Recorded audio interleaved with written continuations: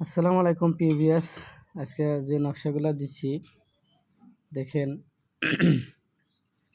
নকশাটা কিন্তু ভালো করে খেয়াল করবেন যে এটা কী নকশা। নকশা কিন্তু ধরন আছে দুইটা। অনেকে বলে যে ওস্তাদ নকশা সেম সেম নকশা আরও ভিডিওতে দেখি, আসলে না, এক ধরনের ভিডিও কিন্তু হয়, দুই ধরনের ভিডিও কখনো হয় না। এই নকশাটা লিখতে হবে রবিবারের দিনে।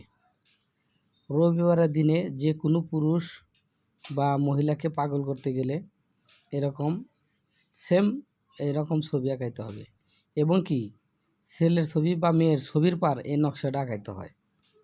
যদি কালে কোনো মেয়ের জন্য করেন তাহলে মেয়ের ছবির পার এই নকশাটা আঁকাইবেন, আর যদি কারো ছেলের জন্য করেন তাহলে ছেলের ছবির পার এই নকশাটা আঁকাইবেন। দুটো ছবি নেবেন, একটা ছেলের একটা মেয়ের, নিয়ে একটা লবঙ্গ আর হচ্ছে লিখালে আপনার এই তাবিজটা লিখে লবঙ্গের উপরে দিবেন। দেওয়ার পরে 4টা তাবিজ লিখবেন।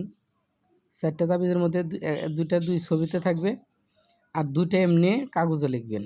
এরকম ছবি সহ আর্ট করবেন, করে একটা চলাচল রাস্তায় আর একটা হচ্ছে গাছে দিবেন। আর ওই যে যে দুইটা ছবি একত্র করে আপনার বাসায় যে কোনো আপনার ঈশান কোণে এই তাবিজটা রেখে দিবেন। ঘরে ঈশান কোণে যে কোনো ঈশান কোণে রাখবেন। ঈশান কোণ অর্থ হচ্ছে লিখলে দক্ষিণ পশ্চিম দিক, যেটাকে বলা হয় ঈশান কোণ। আমি সম্পূর্ণ জিনিস বলে দিলাম।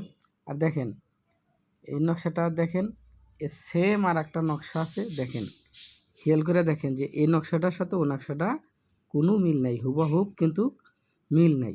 এটা কিন্তু আর একটা নকশা। এগুলো হচ্ছে লিখলে ভেদ বান কই।